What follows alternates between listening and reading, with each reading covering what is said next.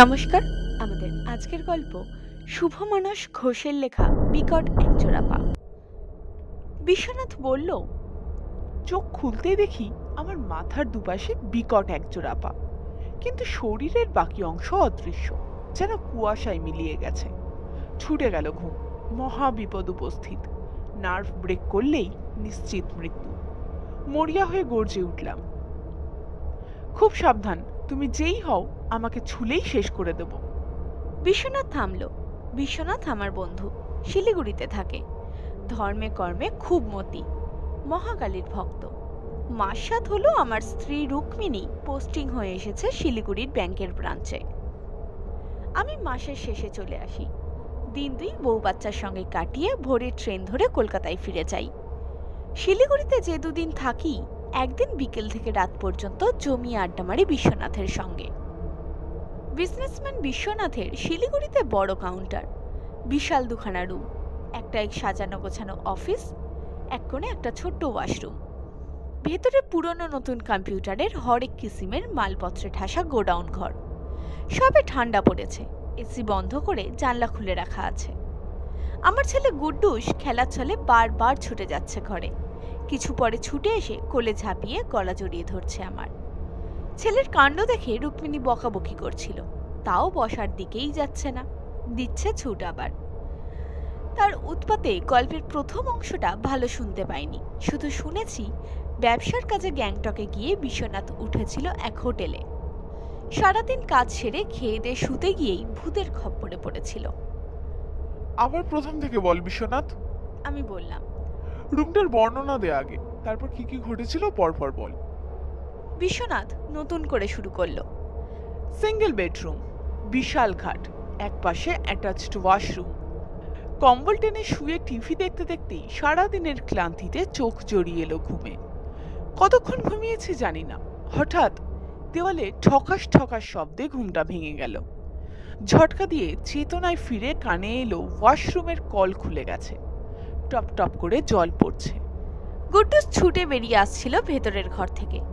বিশ্বনাথের কথা কানে যেতে কই কই করে ছুটল ওয়াশরুমে। ওয়াশরুমটা দেখে এসে বলল, কই জল পড়ছে না তো ভীষণ কাকু। বিশ্বনাথ হেসে বলল, এখন নয় বাবু, গ্যাংটকে যে হোটেলে ছিলাম তার কথা বলছি। কবে? যেদিন আমার মা কালীকে দেখতে গেছিলাম। সেবকের করোনেশন ব্রিজের কাছে বিখ্যাত মন্দিরের মা কালীর কথা বলছে গুড্ডুস। গত মাসেই আমরা 4 জন দর্শন করে এসেছিলাম। সেদিনই ফেরার পথে শিলিগুড়ির কাছে হঠাৎ ফোন পেয়ে ব্যবসার কাজে তড়িঘড়ি গ্যাংটক ছুটতে হয়েছিল। আগেই বলেছে বিশ্বনাথ। বিশ্বনাথ ঘাড় নাড়তেই ও বলে গুড্ডুস ঘুরে গেল। গাড়ি চলার ভো ভো শব্দ করে 2 হাত ডানার মতো মেলে আবার ছুটে গেল গোডাউনে। ঘুম ভাঙতেই ঠোকাঠুকির শব্দ বন্ধ হয়ে গেল। বিশ্বনাথ ঘটনায় ফিরল। ঘরে টিভির আলো কখনো নীলাভ কখনো লাল বা হলুদ হচ্ছে। কম্বল সরিয়ে নেমে ওয়াশরুমে গিয়ে জলের কল বন্ধ করে টিভি বন্ধ করে শুলাম বিছানায়। পাশের ঘরে কে দেওয়ালে শব্দ করছিল বুঝতে পারলাম না। কেউ কি মশারি টানাতে দেওয়ালে পেরেক ঠুকছিল? কিন্তু গ্যাংটকে এই শীতে মশা কোথায় যে মশারি টাঙাবে? খটখটা রয়েই গেল মনে। কম্বল টেনে বুঝে ফেললাম চোখ। ঘুম আসতে দেরি হলো না। ঘুমাতেই এবার স্বপ্নে আরো যেন স্পষ্ট শুনলাম শব্দটা। ভেঙে গেল ঘুম। ধর্মর করে উঠে বসে বুঝলাম স্বপ্ন নয়, আবার কেউ দেওয়ালে কিছু ঠুকছে। তার সঙ্গে তাল মিলিয়ে ওয়াশরুমেও জল পড়ার শব্দ হচ্ছে। টিভিটাও আপনা থেকেই চালু হয়ে গেছে। ঘরে তার আলো চমকে উঠছে, বাড়ছে কমছে। আমি এবার একটু ঘাবড়েই গেলাম। সঙ্গে সঙ্গে শব্দটা থেমে গেল, কিন্তু ওয়াশরুমে জল পড়তেই থাকলো। নিচে নেমে বড় আলোটা চালিয়ে দিলাম। ওয়াশরুমে গিয়ে কল বন্ধ করে দেখে নিলাম কলের প্যাঁচ আলগা হয়ে গেছে কিনা, কিন্তু না, কল ঠিকঠাকই আছে। পাশের ঘরের আওয়াজের ভাইব্রেশনে খুলে যাবে সম্ভবই নয়। আমরা সাহস হলো না রুমের দরজা খুলে বেরোই। কে আছে পাশের রুমে, দেওয়ালে শব্দ করছে কেন খোঁজ নিয়ে আসি। টিভিটা যেমন চলছে চলতে দিয়ে ঘরের আলো নিভিয়ে খাটে এসে কম্বল গায়ে জড়িয়ে বসে রইলাম। আবার শব্দ হয় কি না দেখব। একদৃষ্টে চেয়ে আছি দেওয়ালের দিকে। বসে আছি তো আছি, দেওয়ালের শব্দ নেই। ওয়াশরুমও যেমন ছিল তেমনই আছে। টিভির স্ক্রিন রং বদলাচ্ছে। আচমকা তপ করে নিভে গেল। অন্ধকারে ছেয়ে গেল ঘর। বাবা গো বলে মুখ গুজে ফেললাম কম্বলে। পাশের ঘরের আলোটা বোধহয় তারই অপেক্ষায় ছিল। সঙ্গে সঙ্গেই আবার শব্দ। পরক্ষণে বেশ জোরের সঙ্গে ওয়াশরুমের জল পড়তে শুরু করলো। কম্বল থেকে মুখ বের করতেই দেওয়ালের ঠকঠকানি থেমে গেল, কিন্তু জল যেমন পড়ছিল পড়তেই লাগলো। বিশ্বনাথ একটু থেমে আবার আরম্ভ করলো। জল ফোর্সে পড়ছে, বালতি উপচে কলকল শব্দে নষ্ট হচ্ছে জল। তাও আমি উঠতে পারছি না। ভাবছি কি কুক্ষণে যে এই হোটেলে উঠেছিলাম। যা হওয়ার হবে এই ভেবে কম্বলে মাথা মুড়ি দিয়ে শটান শুয়ে পড়লাম। তাতেই ব্লান্ডার হয়ে গেল। আমি কম্বলের তলায় সেধিয়েছি দেখে পাশের ঘরের অশরীরী দেওয়াল ভেদ করে তড়িৎ গতিতে চলে এলো আমার রুমে। খাটটা মচাত করে উঠল, গদিটা দেবে গেল। আমি কম্বল থেকে মুখ বের করে দেখি তাল গাছের মতো বিশাল দুখানা পা আমার মাথার দুপাশে। আমি চেঁচিয়ে তাকে সাবধান করে আবার মুখ ঢাকলাম। শীতের মধ্যেও কুলকুল করে ঘামছি। ভাবছি এই বুঝি গলাটা টিপে ধরল, কিন্তু না, তার বদলে লোকটার জায়গা বদলালো। পা দুটো সরিয়ে আমার কোমরে দুপাশে রাখলো। চাপের চোটে গদি শুদ্ধ আমার মাথাটা ছিটকে উঠল ওপরে। মা কালীর মতো বুকে একটা পা তুলে দিলেই বুকের হাড় পাঁচড়া ভেঙে যাবে। বাঁচাও বাবা ভোলানাথ। তাতেই কাজ হলো। লোকটা টাচ করলো না আমায়। খাট মচমচ করে আমাকে ঘিরে হাঁটতে শুরু করলো। আস্তে আস্তে স্পিড বাড়ছে, যেন ছুটছে, পাক দিচ্ছে আমায়। তার সঙ্গে তাল মিলিয়ে আমার শরীরটাও পিংপং বলের মতো তরাং তরাং করে লাফাতে লাগলো। এই বুঝি ভেঙে পড়ল ঘাট। মা গো, চেঁচিয়ে উঠল রুক্মিণী। আমি হলো ওখানেই হার্ট ফেল করতাম। বিশ্বনাথ বলল, ওই ঘটনার পর আমারও বিশ্বাস হচ্ছিল না বেঁচে আছি। পাক্কা 2 ঘন্টা ধরে হাঁটাহাঁটি চলল তার। লাফিয়ে লাফিয়ে ততক্ষণে কোমরের অবস্থা শেষ আমার। টনটন করছে। কি করে বুঝলি 2 ঘন্টা? আমি না শুধিয়ে পারলাম না। বিশ্বনাথ বলল, আমার হাতের ডিজিটাল ঘড়িটা ঘন্টায় ঘন্টায় বিপ সাউন্ড দেয়, তাতেই বুঝলাম। ও, তারপর? তারপরে মুক্তি এলো। লোকটা হঠাৎ খাট থেকে লাফিয়ে নিচে পড়ল। খট করে দরজার ছিটকিনি খুলে বেরিয়ে গেল। ওয়াশরুমে জল পড়ার শব্দও থেমে গেল। বুঝলাম আপাতত চলে গেলেও লোকটা আবার আসবে। ভোর হতে এখনো দেরি। যা রোগ সহজে ছাড়বে বলে মনে হচ্ছে না। আস্তে আস্তে কোমরের ব্যথাটা কমে এলো। আমি দম বন্ধ করে শুয়ে আছি। উঠে পালাবো সে শক্তিটুকু নেই। মিনিট ছেড়ে ঘন্টা গড়িয়ে গেল, আর কিছু হলো না। উল্টে ভাগ্য আমার অতি ভালো বলতে হবে। ঠিক তখনই বাইরে থেকে হোটেল মালিক কিরণের গলা ভেসে এলো।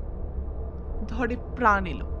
কম্বল ছুঁড়ে খাট থেকে নেমে গেট ঠেলে বেরিয়ে কিরণ বলে চেঁচিয়ে ঠকঠক করে কাঁপতে লাগলাম।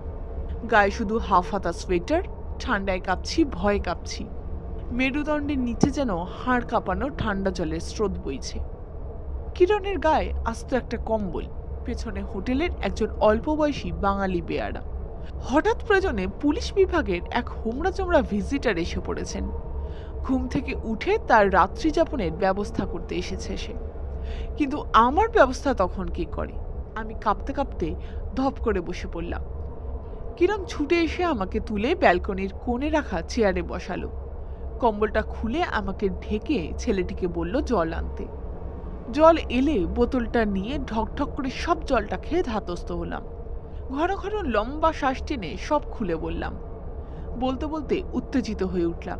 আজে বাজে রুমে আমায় থাকতে দিয়েছে কেন, আর একটু হলে প্রাণটাই যাচ্ছিল বলে বকাবকি জুড়লাম কিরণকে। কিরণ মাথা নাড়িয়ে না না করতে লাগলো।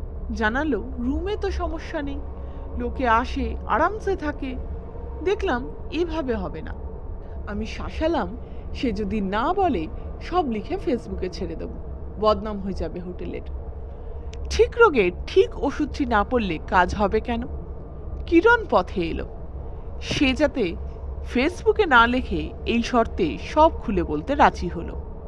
দিব্যি গেলে বলল কাল থেকে এ রুম তালা দিয়ে রাখবে। আরও জানালো এর আগে এখানে যারা ছিল তাদের মধ্যে একজনই শুধু রিপোর্ট করেছিল দেওয়ালের ঠকঠকানির আর জলের শব্দ পেয়েছে, তাও তেমন কিছু নয়। তাই সে নিশ্চিন্তেই ছিল কিছু হবে না। যদি জানতো তার বেলায় এত বড় কাণ্ড হবে তাকে কিছুতেই থাকতে দিত না। যা শুনছে এ তো ভয়ঙ্কর ব্যাপার। বিশ্বনাথ থেমে গেল।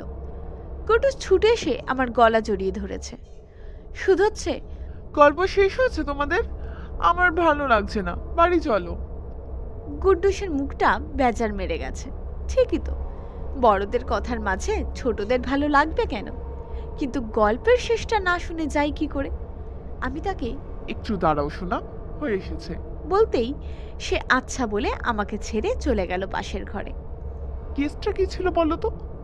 কুটুসকে আর সামলানো যাবে না দেখে তাড়াতাড়ি জানতে চাইলাম। রুমে কি কেউ সুইসাইড করেছিল? বিশ্বনাথ বলল, না, খুন। কিরণ যা বলেছিল বুঝেছিলাম এক্সট্রা ম্যারিটাল অ্যাফেয়ার। ঘরে ঢোকার পর থেকে দুজনের মধ্যে তুমুল ঝগড়া হচ্ছিল। বোর্ডাররা বিরক্ত হয়ে কমপ্লেন করতে বন্ধ হয়েছিল বটে, কিন্তু মাঝরাতে ছেলেটা দেওয়ালে মেয়েটার মাথা এমন জোরে ঠুকে পিষে দিয়েছিল খুলি ফেটে মেয়েটি মারা যায়। তাকে মেরে ফেলার শব্দই শুনেছিলাম আমি। লোকটা করছিলেন বিশ্বনাথ দা? কই, এ তো পেতনি। রুক্মিণী উত্তেজিত। অন্য বোর্ডাররা তার হামলা ফেস করেনি, আপনি করেছিলেন মানে নির্ঘাত আপনার রাশ হালকা, তাই খাটে উঠে নৃত্য করেছে। এখন থেকে দেখে শুনে হোটেলে উঠবেন। আমিও সায় দিলাম। কেউ হাজার চেষ্টা করেও ভূত দেখতে পায় না, কেউ না চাইতেই ভূত চলে আসে তার কাছে। তুই হলি যাকে বলে ভূত কপালে ছেলে। সাবধান বিশ্বনাথ। বিশ্বনাথের মুখ শুকিয়ে গেল, কিছু বলতে যাচ্ছিল। গুড্ডুস পড়িমড়ি করে ছুটে এলো, আমাকে জড়িয়ে ধরে শুধালো, বাবা, জানলাই কে গো? মাথায় তখনও গ্যাংটকের ঘোর। ভীষণভাবে চমকে ঘাড় ঘুরিয়ে গোডাউনের জানলার দিকে তাকিয়ে বললাম, কই, কেউ নেই তো। গুড্ডুস আছে বলে ঘাড় ঘুরিয়ে জানলাটা দেখে বিশ্বনাথের দিকে তাকালো। ভূত তোমায় কিছু করতে পারবে না ভীষণ কাকু। আমি আকাশ থেকে পড়লাম। তুই কি করে জানলি? জানি, আমাকে বাচ্চা পেয়েছো নাকি? আমি আরো অবাক। তুই তো বাচ্চাই। ধ্যাৎ, আমি মোটেই বাচ্চা নই, তোমরাই বাচ্চা। গুড্ডুস সজোরে হেসে উঠল। বাচ্চারা যেভাবে হাসে তেমন নয়, বরং এ যে অ্যাডাল্ট মেয়েদের মতো খিলখিল করে হাসছে। রুক্মিণী সবিস্ময়ে, এ কি, থাম থাম বলে হাত বাড়াতেই গুড্ডুস আমাকে ছেড়ে লাফিয়ে দূরে গিয়ে বলল, আমাকে তুমি তুলতেই পারবে না? কত বড় বড় পা দেখেছো আমার। চমকে উঠলাম। গুড্ডুস কি খেলার নাম করে পাশের ঘর থেকে বিশ্বনাথের অভিজ্ঞতার কথা শুনে নিয়েছে, নাকি ভূত প্রেতের আলোচনায় তার গায়ে হাওয়া বাতাস লেগে গেল? বাচ্চাদের নরম মনে এসব খারাপ প্রভাব ফেলে তাই নয়, চট করে টেনেও নেয়। গুড্ডুসের মুখ দিয়ে অশরীরী মেয়েটাই কথা বলছে না তো? এখানে থাকা আর নিরাপদ নয় দেখছি। গুড্ডুস, চল বাড়ি চল। বলে তাকে ধরতে যেতেই সে আবার হেসে দূরে সরে চোখ নাচালো। তোমাদের গল্প জানলায় দাঁড়িয়ে সব শুনে নিয়েছি। বিশ্বনাথ ভ্যাবাচাকা খেল। হ্যাঁ, বাবা বলে বাচ্চা। ইস। রুক্মিণী অসহায়ভাবে তাকালো আমার দিকে। হাওয়া খারাপ দেখে মুহূর্তে ছুটে গিয়ে চাপটে ধরলাম গুড্ডুসকে। গুড্ডুস ছটফট করতে করতে বলল, ছেড়ে দাও, আমায় ছেড়ে দাও, আমি বাড়ি যাব না।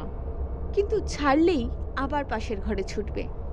আমি জোর করে কোলে তুলে নিতেই গুড্ডুস হঠাৎ করে শান্ত হয়ে গেল। ছটফট করা দূরে থাক, নড়ছে না, একেবারে কাঠ।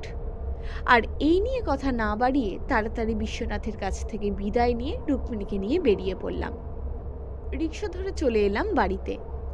বাড়িটা ভাড়ার, ছোটর ওপর ছিমছাম দোতলা বাড়ি। তালা খুলে গেটে ঢুকে আলো জ্বালতেই গুড্ডুস যেন প্রাণ ফিরে পেল। গাড়ি গাড়ি করে আমার কোল থেকে নেমে উঠে পড়ল বিছানায়। তার খেলনা বাসটা নিয়ে বিছানার এ প্রান্ত থেকে ও প্রান্ত করতে লাগলো। অন্যদিন মুখ দিয়ে গো গো করে গাড়ির শব্দ করে, আজ মুখে শব্দটি নেই। গুড্ডুস আসার পথে কোনো গোলমাল করেনি। বড়দের মতো পাকা পাকা কথা বলছে না দেখে সে ঠিক হয়ে গেছে ভেবে রুক্মিণী গলা তুলল, এসেই গাড়ি, চল হাত পা ধুবি, বাইরে থেকে এসেছিস। গুড্ডুস খেলায় পুরো মজে গেছে। রুক্মিণীর হাত ঠেলে দিল। আমি বারণ করলাম, ছাড়ো, খেলতে দাও, অনেকক্ষণ বোর হয়েছে বেচারা। রুক্মিণী কথা না বাড়িয়ে চিন্তিত মুখে চলে গেল ওয়াশরুমে। দরজাটাও দিল না। বুঝলাম বিশ্বনাথের গল্পের এফেক্ট। সেও বোধহয় জলের কলের দিকে এক দৃষ্টে চেয়ে আছে।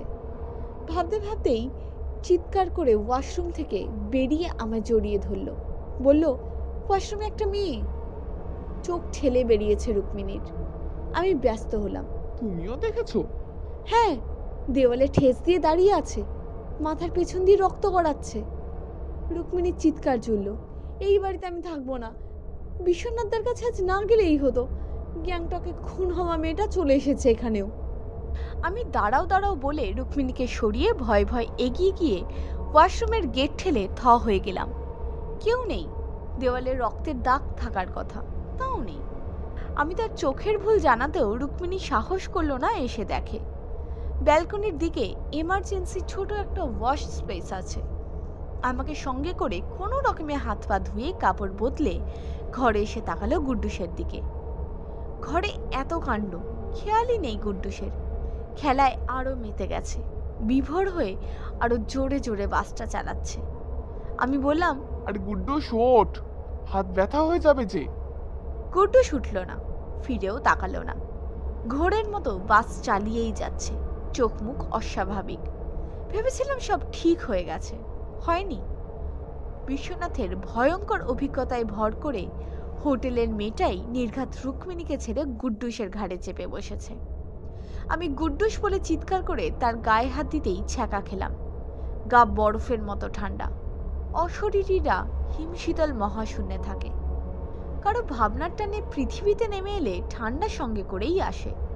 আমি মরিয়া হয়ে তার হাত থেকে কেড়ে নিলাম খেলনাটা। সঙ্গে সঙ্গে গুড্ডুসের ঘোর কেটে গেল, স্বাভাবিক হয়ে গেল। রুক্মিণীকে বললাম তাকে খাইয়ে দিতে। রাতের খাবার কিনেই এনেছিলাম, কিন্তু রুক্মিণী তা গরম করতে করতেই গুড্ডুস ঘুমিয়ে পড়ল। অনেক চেষ্টা করা হলো তাকে জাগানোর, খাওয়ানোর, কিন্তু তোলাই গেল না। পরের দিন বেলা করে ঘুম ভাঙল গুড্ডুসের। রাতেই তার টেম্পারেচার নর্মাল হয়ে গেছিল। সারা রাত প্রায় না ঘুমিয়ে কেটেছে আমাদের। ভয়ে গুড্ডুসকে টপকে রুক্মিণী থেকে থেকে চলে আসছিল আমার কাছে, বলছিল কালই যেন বাড়ি বদলাই আমি। কিন্তু সকাল হতে একটু যেন ধাতস্থ হলো সে। গুড্ডুসও খাওয়ার জন্য বায়না জুড়ল। রুক্মিণী তাকে গরম জামা কাপড় পরিয়ে খাইয়ে দিতেই সব জড়তা কেটে গেল তার। ছুটে ছুটে বেড়াতে লাগলো সারা বাড়ি, সমানে কলকল করছে। আর খেলনার কাছে ঘেঁষছে না, আর খেলনার কাছে ঘেঁষছে না। ডেঞ্জারাস জিনিস, এখনই ওটাকে বিদায় করা দরকার। আমি উঠে পড়লাম চেয়ার থেকে।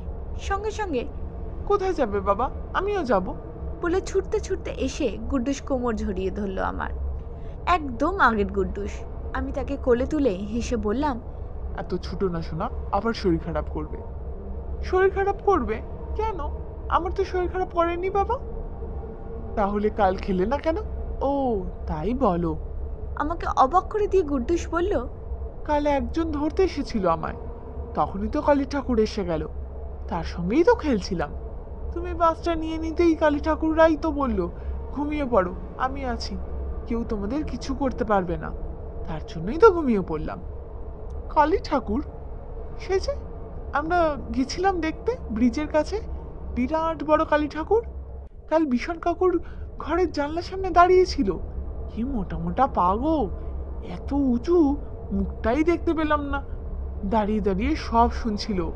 আমায় কানে কানে বলল, তোমার কাকুকে বলে দাও আমি আছি, তার কেউ কিছু করতে পারবে না। সেটাই তো ভীষণ কাকুকে বলেছিলাম। নিমেষে সব রহস্য পরিষ্কার হয়ে গেল আমার। গ্যাংটকে যে মেয়েটা ক্ষতি করতে এসেছিল বিশ্বনাথের, সে কাল আমাদের পিছু পিছু এসে গুড্ডুসকেও ধরতে চেয়েছিল। মা কালী বাঁচিয়েছেন, সেবক ব্রিজের ঠান্ডা আবহাওয়ার কালিমা। কেন গুড্ডুসের শরীর ঠান্ডা হয়ে গেছিল বুঝলাম।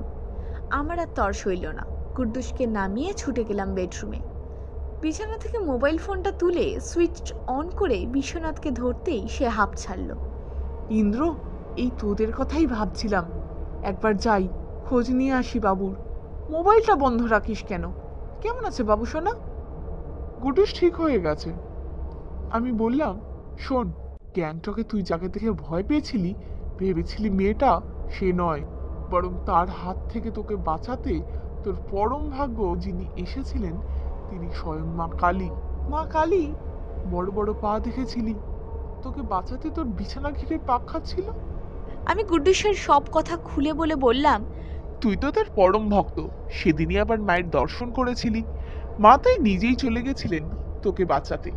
কাল গুড্ডুসকেও উনিই বাঁচিয়েছেন। বিশ্বনাথ কয়েক সেকেন্ড চুপ, তারপর তারও চোখ খুলল। জয় মা বলে চেঁচিয়ে উঠল, সত্যিই জাগ্রত মা। এমনি এমনি মিলিটারিরা পাহাড়ে ওঠার আগে মাকে পুজো দিয়ে যায়। এবার থেকে আমিও তাই করব। এই ছিল আমাদের আজকের গল্প। যদি আজকের গল্পটি আপনাদের ভালো লাগে তাহলে অবশ্যই ভিডিওটিকে লাইক করুন এবং চ্যানেলটাকে সাবস্ক্রাইব করুন। ভিডিওটিকে লাইক করুন এবং চ্যানেলটাকে সাবস্ক্রাইব করুন। আমি গুড্ডুসের সব কথা খুলে বললাম, তুই তো তার পরম ভক্ত, সেদিনই আবার মায়ের দর্শন করেছিলি। মা তাই নিজেই চলে গেছিলেন তোকে বাঁচাতে। কাল গুড্ডুসকেও উনিই বাঁচিয়েছেন। বিশ্বনাথ কয়েক সেকেন্ড চুপ, তারপর তারও চোখ খুলল। জয় মা বলে চেঁচিয়ে উঠল, সত্যিই জাগ্রত মা। এমনি এমনি মিলিটারিরা পাহাড়ে ওঠার আগে মাকে পুজো দিয়ে যায়। এবার থেকে আমিও তাই করব। এই ছিল আমাদের আজকের গল্প। যদি আজকের গল্পটি আপনাদের ভালো লাগে তাহলে অবশ্যই ভিডিওটিকে লাইক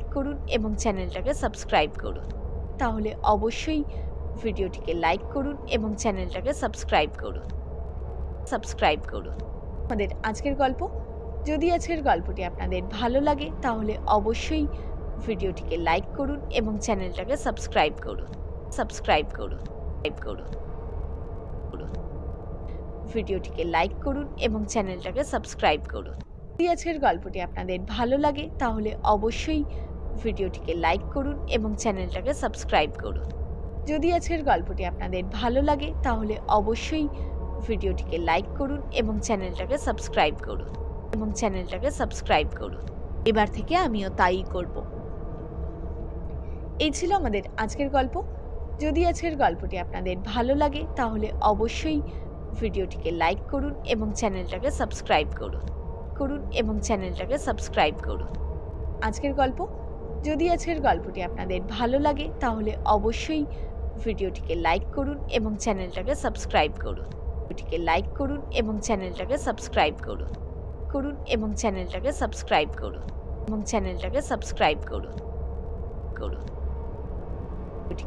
করুন এবং চ্যানেলটাকে সাবস্ক্রাইব করুন।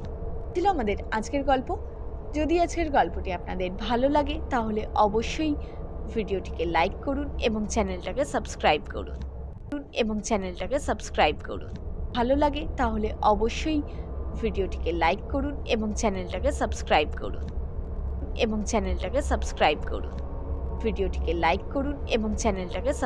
করুন। অবশ্যই ভিডিওটিকে লাইক করুন এবং চ্যানেলটাকে সাবস্ক্রাইব করুন। আজকের গল্প। যদি আজকের গল্পটি আপনাদের ভালো লাগে তাহলে অবশ্যই ভিডিওটিকে লাইক করুন এবং চ্যানেলটাকে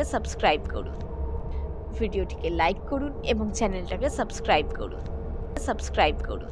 আমাদের আজকের গল্প। যদি আজকের গল্পটি আপনাদের ভালো লাগে তাহলে অবশ্যই ভিডিওটিকে লাইক করুন এবং চ্যানেলটাকে সাবস্ক্রাইব করুন। আপনাদের ভালো লাগে তাহলে অবশ্যই ভিডিওটিকে লাইক করুন এবং চ্যানেলটাকে সাবস্ক্রাইব করুন। আজকের গল্পটি আপনাদের ভালো লাগে তাহলে অবশ্যই ভিডিওটিকে লাইক করুন এবং চ্যানেলটাকে সাবস্ক্রাইব করুন। অবশ্যই ভিডিওটিকে লাইক করুন এবং চ্যানেলটাকে সাবস্ক্রাইব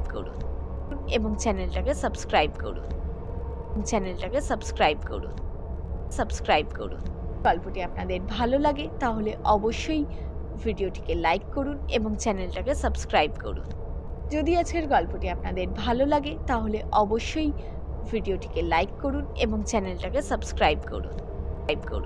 লাইক করুন এবং চ্যানেলটাকে সাবস্ক্রাইব করুন। সেই ভিডিওটিকে লাইক করুন এবং চ্যানেলটাকে সাবস্ক্রাইব করুন। ভিডিওটিকে লাইক করুন এবং চ্যানেলটাকে সাবস্ক্রাইব করুন। ভালো লাগে তাহলে অবশ্যই ভিডিওটিকে লাইক করুন এবং চ্যানেলটাকে সাবস্ক্রাইব করুন। ভিডিওটিকে লাইক করুন এবং চ্যানেলটাকে সাবস্ক্রাইব করুন।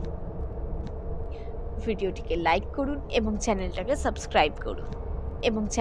সাবস্ক্রাইব করুন তাহলে অবশ্যই ভিডিওটিকে লাইক করুন এবং চ্যানেলটাকে সাবস্ক্রাইব করুন। যদি আপনাদের ভালো লাগে তাহলে অবশ্যই ভিডিওটিকে লাইক করুন এবং চ্যানেলটাকে সাবস্ক্রাইব করুন। ভিডিওটিকে লাইক করুন এবং চ্যানেলটাকে সাবস্ক্রাইব করুন। ভালো লাগে তাহলে অবশ্যই ভিডিওটিকে লাইক করুন এবং চ্যানেলটাকে সাবস্ক্রাইব করুন। চ্যানেলটাকে সাবস্ক্রাইব করুন।